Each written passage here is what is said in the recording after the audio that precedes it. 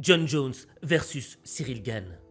Un combat MMA de légende pour le titre de champion poids lourd de l'UFC. Mais avant ce combat, il y a un détail que personne n'a vu. Et c'est l'un des plus grands experts de MMA en France qui me l'a révélé. Et tu vas le découvrir dans cette vidéo. Avant le combat entre John Jones et Cyril Gane, moi, il y a un truc qui m'a choqué. C'était le face-off.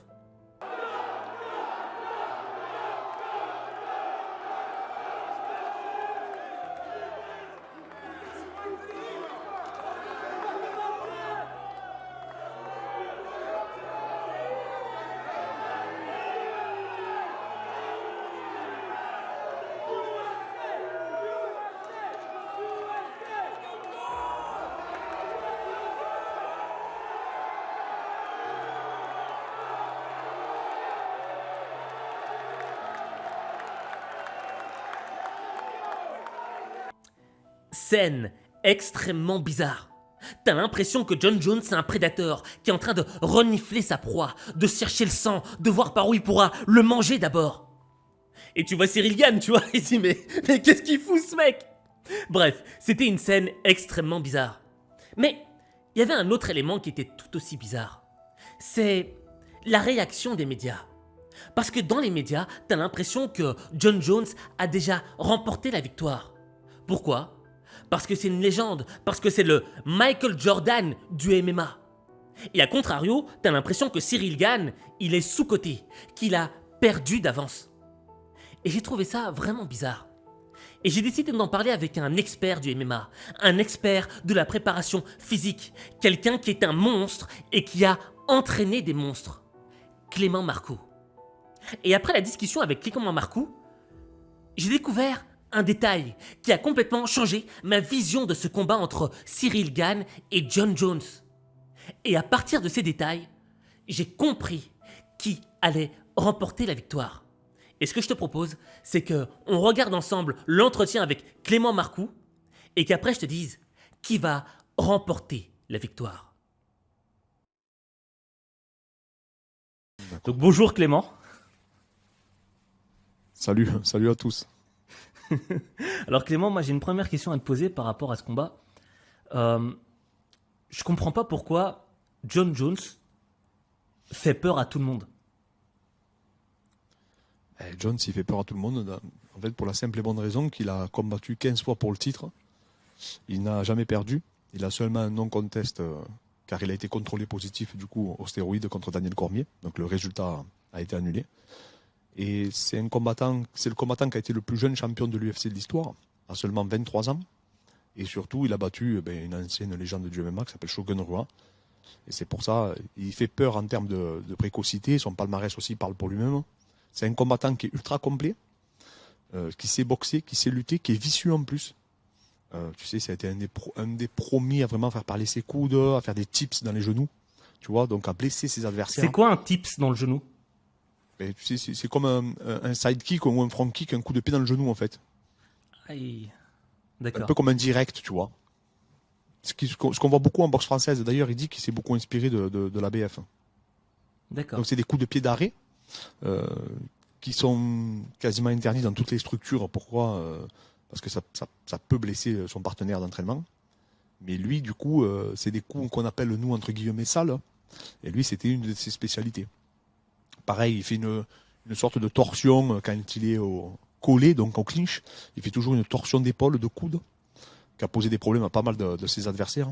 Voilà, en fait, c'est un combattant c'est un vieux briscard, et c'est quelqu'un qui est habitué au haut niveau et qui est considéré par beaucoup comme le plus grand talent, en tout cas, qui ait mis un pied dans une cage. Bah, moi, il y a une question que je me pose, Clément, c'est que donc il a été contrôlé positif aux stéroïdes. Et est-ce que ça entache pas un petit peu sa légende? Je veux dire, est-ce que sans les stéroïdes, il aurait été aussi fort face à Daniel Cormier? Ah, ça, c'est sûr que c'est une très bonne question. On a vu d'ailleurs ses 3 derniers combats où il n'avait pas, il faut dire ce qui est, ses performances n'étaient pas du tout à la hauteur, enfin, n'étaient pas à la hauteur de son talent, en tout cas de ce qu'on a vu par le passé. Et en plus, il a été contrôlé 2 fois positif. Donc c'est sûr que l'intensité, le volume, la réactivité qu'il pouvait trouver dans ses premiers combats ou dans les combats où tout le monde le suspecte d'avoir eu recours à ces produits, n'a strictement rien à voir avec les 3 dernières échéances, que ce soit contre Mareta, Smith ou Reyes, où là, c'est vrai que des fois, il était en retard, il était très vite essoufflé. Voilà. Effectivement, ça entache sa carrière, hein. Et pas que ça, en plus, c'est un combattant un peu sulfureux, tu sais, qui a eu des démêlés avec la justice, qui a été contrôlé également à la cocaïne. Tu vois, donc voilà, c'est quelqu'un qui aime la nuit. C'est un peu. J'aime pas comparer, mais c'est un peu le Tyson du MMA, quoi. Ouais. Et justement, tu vois, maintenant, il va passer. Il était en lourd léger et il va passer en mode lourd. Et quand je le vois physiquement, j'ai cette impression qu'il est gras. Ah non, mais Qu'est-ce que tu en complètement. penses? Non, non, mais il est gras. C'est le cas de le dire. Alors, il y a des combattants qui sont gras. On pense à Tyson Fury, on pense à Tuivasa, on pense à Andy Ruiz. Mais c'est des combattants qui ont toujours été en poids lourd. Lui, c'est quelqu'un qui n'a jamais été vraiment sec, mais il était quand même propre quand il combattait à 93 kilos. Donc, il était quand même en condition. Et là, effectivement, quand tu le vois, mais tu vois que sa prise de masse n'a pas été, selon moi, n'a pas été optimale. D'ailleurs, aujourd'hui, j'ai été un des premiers à dire qu'il se mettrait quasiment jamais torse nu jusqu'à la fin. Et pour l'instant, il s'est juste mis torse nu de dos. Là, on a vu hier qu'il s'était mis torse nu dans la piscine. Mais d'ailleurs, il se fait afficher sur tous les médias. J'avais déjà vu sa première prise de masse qu'il avait effectuée il y a 2 ans. Elle était un peu plus intéressante. Est-ce que c'est volontaire de sa part pour gagner peut-être en vivacité, tu vois, en déplacement, en cardio? Peut-être qu'il est un peu plus léger, on verra le jour de la pesée, mais en tout cas, c'est vrai que quand on le voit comme ça, même bouffi du visage, etc., il respire pas la santé. Mais attention, il y a l'esthétique et il y a la performance, c'est 2 choses totalement différentes. Maintenant, effectivement, l'esthétisme ne veut pas dire que vous n'avez pas de force, mais par contre, ça montre quand même une certaine condition d'un athlète. Si un athlète, tu le vois, mettons, je te dis une bêtise, tu le vois dans une catégorie où il est vraiment en condition, donc il est en shape, comme on dit vulgairement, mais si tu le vois 3 mois après, tu sais, grassouillet, etc., c'est que il n'a pas du tout ni la même nutrition, ni la même charge d'entraînement. Et là, on aura notre réponse samedi, mais effectivement, c'est vrai que beaucoup de médias aujourd'hui s'interrogent sur sa condition physique. Alors que quand on voit Cyril Gane, c'est un athlète incroyable. Ouais, c'est clair. Et justement, en parlant de Cyril Gane, moi je me posais une question en fait. Tu vois, Cyril Gane, j'ai l'impression que c'est un joueur, excuse-moi, c'est un combattant qui la joue un petit peu à la Mohamed Ali, tu vois. Il, il est comme un papillon, tu vois, et il pique, tu vois. Et je me dis, est-ce que ça peut être un avantage dans le combat contre John Jones, tu vois, la légèreté de Cyril Gane. Ah ben complètement, surtout qu'on sait que Jones il a été mis en difficulté à chaque fois qu'il a rencontré des adversaires qui étaient mobiles. On pense à Machida, on pense à Gus Sanson, on pense à Reyes dernièrement. Donc, et en plus, c'est quelqu'un qui fait sa taille, qui est même un peu plus grand que lui. Donc, c'est son plus gros point fort à Cyril. C'est cette gestion de distance, ces déplacements, cette intelligence de combat que Jones était brillant aussi. Hein. C'est vraiment deux cerveaux qui s'affrontent du MMA. Mais ça, c'est sûr que ça sera l'avantage de Cyril, c'est clair et net. Pourquoi? Parce que Cyril, on n'a jamais vu un poids lourd de mémoire à MMA se déplacer avec autant d'aisance, avec un tel physique. Je rappelle qu'il fait 1,95 ou 1,96 pour 114 kilos propre. Ça, c'est surprenant qu'il arrive à se déplacer comme un Walter, quoi, ou 70 kilos. Et justement, en fait, moi, c'est ça qui me marque, c'est que, tu sais, on dit John Jones, c'est une légende parce que il a été champion du monde à 23 ans, etc. Mais moi, quand je regarde Cyril Gane, c'est un gars qui est venu il y a combien d'années de ça? Et il y a pas si longtemps que ça dans l'UFC. Et Je crois que c'est, pourtant, alors, pour te donner une idée, je crois que ça fait 4 ans, à peine plus de 4 ans qu'il pratique le MMA réellement, tu vois. Déjà, bah, donc c'est c'est dingue, énorme. il faut savoir qu'il est arrivé à l'UFC au bout de 2 ans. Ben, il est pareil, c'est un peu comme Jones, ils sont incroyables de précocité. Je crois que Jones a fait 6 combats dans sa première année, et après il a signé directement dans la grande ligue. Et ben, Cyril Gane, il est rentré à l'UFC avec seulement 2 combats, c'est incroyable. Et après il a fait un run, jusqu'à arriver contre Francis, où il perd à la décision en faisant un super combat, enfin 5x5. Et du coup, non, non, Cyril est d'une précocité incroyable aussi. Je te dis, c'est vraiment 2 talents, sauf qu'il y en a un, mais du coup, a confirmé tout ce qu'on attendait de lui, c'est Jones, parce que je rappelle, il a déjà fait 15 combats pour le titre. Et là, Cyril, c'est son 2e combat, et on espère tous, en tout cas, qu'il va remporter la victoire. Ça serait incroyable pour le MMA français. Bah, moi, personnellement, en fait, c'est là que je me pose question. Parce que je me dis, tout le monde dit que John Jones, c'est le GOAT, que c'est le Michael Jordan. Mais un mec qui arrive et qui, après 2 ans, combat déjà pour le titre, c'est qu'il est extrêmement fort aussi, que lui aussi fait peur. Et donc, je pense qu'ils font peur chacun dans leur domaine et ça joue sur des détails. Maintenant, selon toi, euh, quel est, quel est le détail qui peut faire la différence lors de ce combat entre John Jones et Cyril Gane? La gestion de distance. La gestion de distance, si Cyril arrive à le garder à sa distance, c'est là où il est très très fort, Cyril d'ailleurs, euh, Jones peut se retrouver en très grande difficulté. On sait que contre Reyes, d'ailleurs sur ma chaîne j'ai mis une vidéo, j'ai reçu énormément de messages parce que les gens ne se rappelaient plus de ce combat, mais allez voir ce match et il déteste reculer, il se désorganise énormément défensivement. On l'a vu même contre Smith, on l'a vu contre Mareta, on l'a vu contre Machida, on l'a vu vraiment contre beaucoup de combattants se désorganiser totalement quand il est enchaîné. Et Cyril, c'est sa spécialité. Et il a beaucoup de front kick, tu sais, tout le travail en ligne. Jones a beaucoup de difficultés avec tout ce travail-là. Mais si Jones arrive à coller, donc à faire parler sa lutte et ses continuités, parce que Jones, c'est pas quelqu'un qui part qu'en double leg, donc qui ne vient pas qu'attraper que les jambes. En plus de ça, il remonte souvent sur le haut du corps pour travailler en gréco.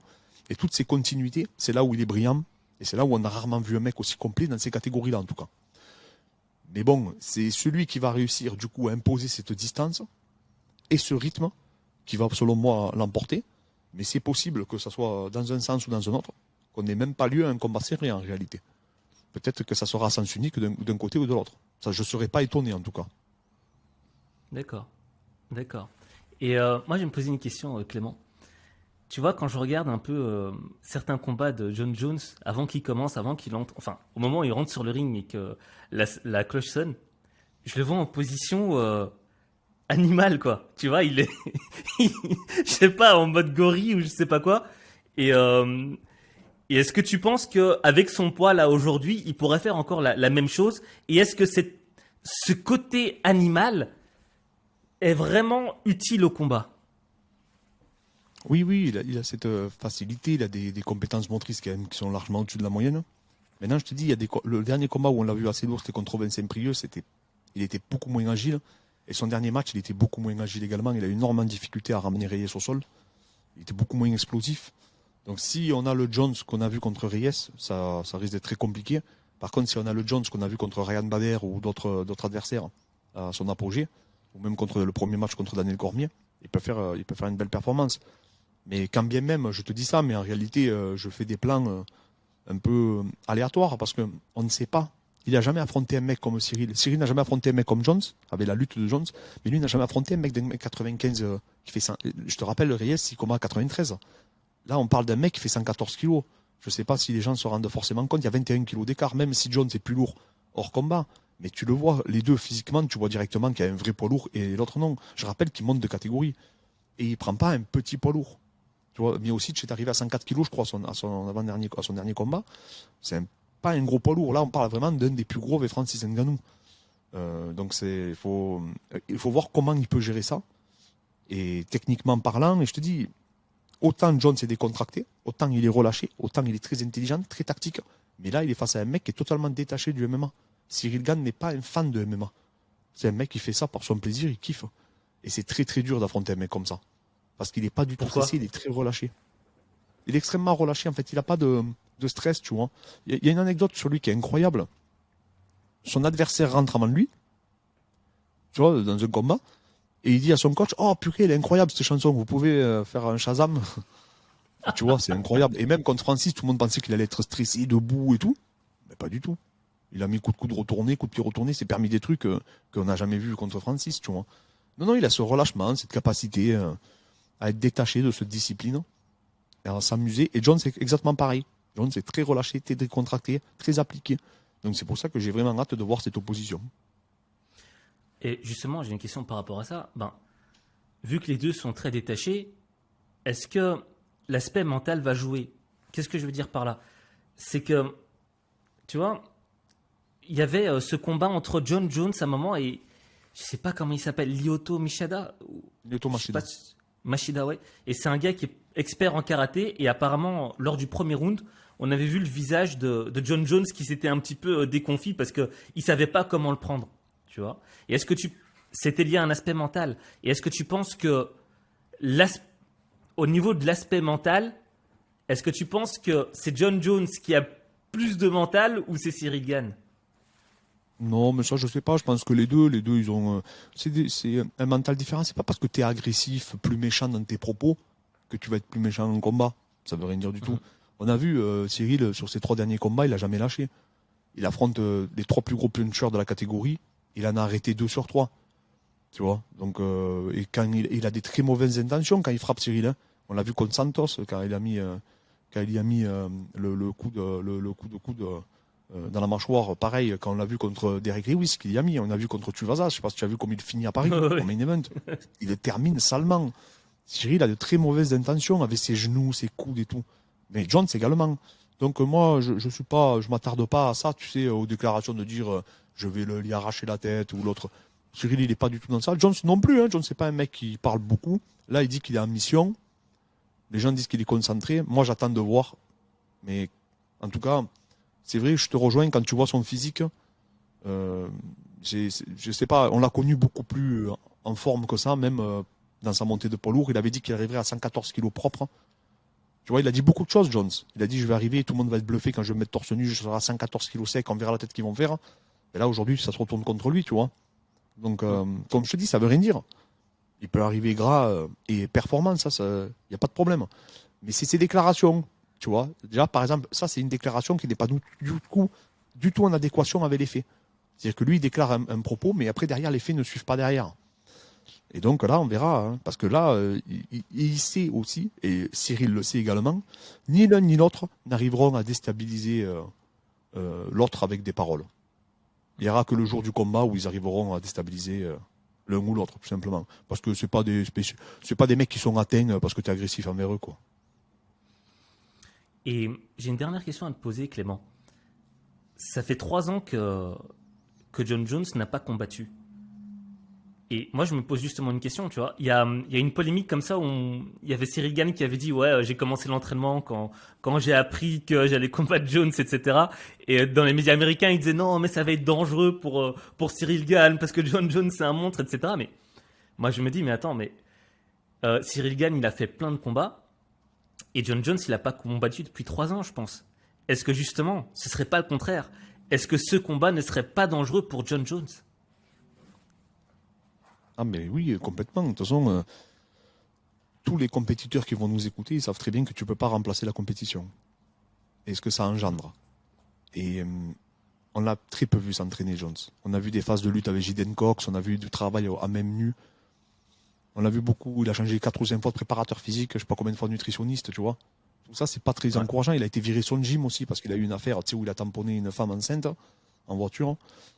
Tout ça mis bout à bout, c'est vrai que peut-être. Mais après, s'il y a bien un mec que même s'il est au fond du gouffre, il a quand même ce talent inné, ça reste lui. Donc il faut vraiment que Cyril, je sais que Cyril l'a pris totalement au sérieux. Et après, Cyril, c'est vrai, il est tellement détaché, rigolo, il danse et tout. Mais attention à ce qu'on nous montre, les amis. Faites très attention. Parce que peut-être qu'on est loin du compte, tu vois. Parce qu'il y a bien ce qu'on veut dire. Et lui, Jones, il n'y croit pas une seule seconde, par exemple. Il a dit, je ne crois pas une seule seconde qu'il s'entraîne pas beaucoup. Tu vois. Et Moi aussi, moi, j'y je me croyais méfie pas, énormément perso. de ce qu'on dit. Hein? Tout à fait. J'y croyais pas trop non De plus, quoi? tu vois. J'y croyais pas trop qu'il s'était Non, mais les fait Américains une. aussi, hein, t'inquiète pas. Hein. Il y a les médias américains qui disent que. Et d'ailleurs, il y a un Américain, un observateur, qui a dit que Jones était pareil que lui. Hein. Jones n'était pas non plus le mec qui s'entraînait le plus non plus. Je dis pas que Cyril s'entraîne énormément, hein, mais Jones, il n'est pas connu pour s'entraîner beaucoup. C'est le même. C'est des mecs talentueux. C'est le talent. Le talent, c'est un peu antagoniste du travail. Hein. On le voit avec un Lionel Messi et Ronaldo, par exemple. Mm. Si on ferait le parallèle avec une autre discipline. Messi, apparemment, s'entraîne beaucoup moins que Ronaldo. C'est des mecs qui sont talentueux, ils ont cette facilité. Il y a des piliers dans l'apprentissage et eux, les piliers les ont, du coup, intrinsèquement, quoi. Ah, c'est dingue. Au fait, c'est un combat entre deux génies et c'est très difficile de donner un pronostic, quoi. Parce que ce sont Ouais, les c'est très mêmes. compliqué. On a beaucoup d'incertitudes. On sait que Cyril, normalement, il va produire du Cyril. Je vois pas pourquoi il produirait pas du Cyril. Et Jones, c'est cette incertitude. Et quand bien même il arriverait en grande forme, on ne sait pas comment il va gérer la vista, le timing, la vitesse, la puissance. Parce que Cyril fait mal. C'est pas un puncher, mais il fait mal. Il fait mal, il dissuade de rentrer. Même des mecs comme Volkov, qui étaient bien plus lourds que lui et bien plus grands que lui, il les a dissuadés. Donc c'est qu'à un moment donné, il te fait mal, tu vois, avec ces petits coups qu'il met tout le temps là. Il a un gros Mm. volume, mais est-ce que Cyril, lui, peut, quant à lui, gérer le clinch de Jones, la lutte de Jones? Ben, on aura la réponse samedi soir. Top. Ben Clément, merci infiniment pour le temps que tu nous as Merci à accordé. toi. Et moi, j'invite tout le monde à aller sur ta chaîne, de regarder tes analyses. Franchement, euh, moi, il y avait une vidéo qui m'avait marqué. C'est celle où tu parlais de tes débuts en MMA, euh, que tu allais dans les salles de sport, dans différentes salles de sport. Et au début, c'était difficile parce que t'étais pas nécessairement le meilleur et ça jouait sur ton moral. Et je trouvais ça ultra motivant, tu vois, le fait que tu racontes ton histoire comme ça. Et j'aime aussi les vidéos sur les analyses physiques, quoi. Ça, c'est un truc de malade. Donc, Il y en a beaucoup qui me c'est un contactent. truc de Je me fou. fais harceler Ah, pour les analyses physiques. Et après, ben, c'est pour ça aussi que je suis parti dans l'enseignement, hein, très rapidement, hein, parce que je me suis rendu compte que j'étais j'étais pas trop mauvais à l'entraînement, tu vois, j'étais assez bien à l'entraînement, mais mhm. en combat, je transférais pas. Alors que t'as des mecs, c'est totalement l'inverse. Tu vois, Cyril, apparemment, entraînement, c'est un joueur. Abdul aussi, celui qu'on prépare, le Lazy King est un joueur, mais en combat, c'est un monstre, quoi. T'as des mecs comme ça, qui arrivent à élever leur niveau, et on espère que Cyril arrivera à l'élever pour marquer l'histoire du MMA français, samedi. J'ai une question à te poser, au fait, petite. Hein. T'es l'entraîneur de Abdul, hein, c'est ça? Oui, je suis un de ses entraîneurs, avec Beto Ah ouais, Ramos, qui est à Nantes. d'accord. Ok. Le Lazy Apparemment, King. c'est... Moi, j'ai vu, apparemment, c'est un monstre. Hein. Ah, c'est un C'est un monstre, je te monstre, lui dis. aussi. C'est un animal. Mais inverse, c'est-à-dire c'est un génie, mais lui, c'est un génie des Ouais, sports de préhension, tout ce qui est lutte et sol. Alors que Cyril, d'accord. c'est un génie de sport des percussions. Même si les deux pourraient progresser dans tous les domaines, hein. Je dis pas le contraire. Mhm. Ouais, d'accord. Bah écoute, Clément, en tout cas, moi, j'invite tout le monde à aller voir ta chaîne, tu vois. Parce que C'est vraiment, on gentil, y merci apprend des beaucoup. choses. On comprend l'aspect technique. En fait, il y a un vrai aspect technique et il y a la mécanique du corps humain, tu vois. On comprend la mécanique du corps humain. Et c'est là que je comprends, en fait, la différence entre le monde, euh, je vais pas dire le monde amateur, mais le monde public, comme moi, tu vois, qui voit les choses en surface, et ton monde à toi, des gens qui sont là-dedans en profondeur et qui ont une vision totalement différente. Et je trouve ça super enrichissant, quoi. Eh ben, c'est Donc gentil, voilà, merci beaucoup en tout cas, ça me touche beaucoup. il n'y a aucun souci. Sur ça, bah écoute, on se retrouvera pour une prochaine fois alors, hein. Un prochain À combat, très vite. qui sera Merci les intéressant. amis, merci pour le soutien. Merci. Super. Est-ce que tu as relevé le détail? Le détail qui a été mis en lumière par Clément Marcoux, il est simple. Les deux gars sont les mêmes. Ce sont tous les deux des génies, certes, avec un style différent. Mais ce sont deux combattants égaux qui vont s'affronter.